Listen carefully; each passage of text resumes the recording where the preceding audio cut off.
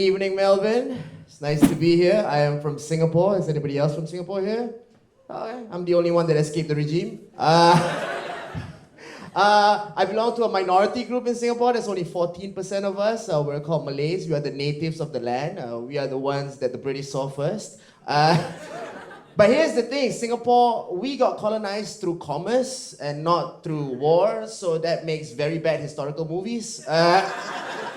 You know, you watch all these colonial movies, right? It's like the British arrive at the shores and the natives are ready, and then the chief gets up and leads his people into war. But not for Singapore's history, you know, the British arrive to the shore, the natives are ready, the Sultan gets up and sells it for half price. You know, that's... But we did have a movie though, Crazy Rich Asians. Did you guys watch that? Yeah. Singapore is a very diverse community, but no Malays in that movie. Yeah, just zero. Even the one selling Malay food wasn't Malay, you know, but it's the thing, like in Singapore, people were like making noise about like, oh, how can you not display the diversity of Singapore in that movie? Honestly, as a Malay, we didn't care because we saw the title Crazy Rich, we went, not us, and then we walked away. So to break it down, I am Singaporean, Malay, Muslim in that exact order. I am observing Ramadan from afar. No, my brothers look thirsty.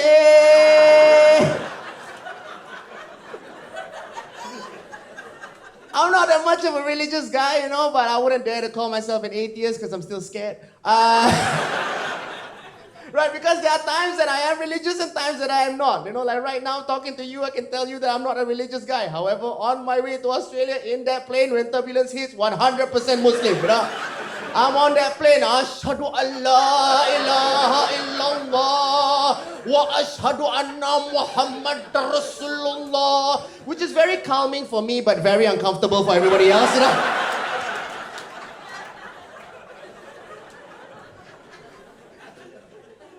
But I like Australia, man. I'm trying to assimilate to your culture. I mean, I've been trying your food, and you know, it's all right.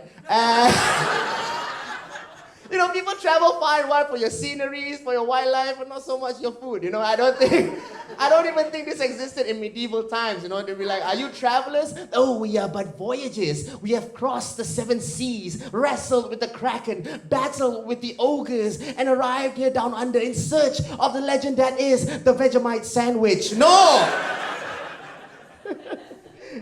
You know, but I like your culture, man. You guys are like chill and relaxed, you know, Australia. I would say you guys are like the Malays of the white world. You know, I know you don't know what that means, but just absorb the vibe. You know, that's...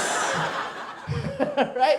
Because honestly, we just call it different things. You know, we call it being lazy. You guys call it a work-life balance. You know, whatever, right?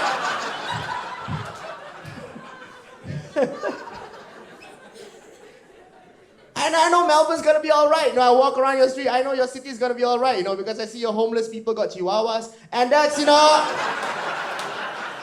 that's a high-maintenance dog right there, you know, I'm just saying. Chihuahuas aren't cheap, right? I'm 36 now and I'm single, and that's through nobody's fault but my own, you know, because I have this habit that I've done since I was young, and now it's caught up to me at this point. I like to pursue brown girls. Let me finish.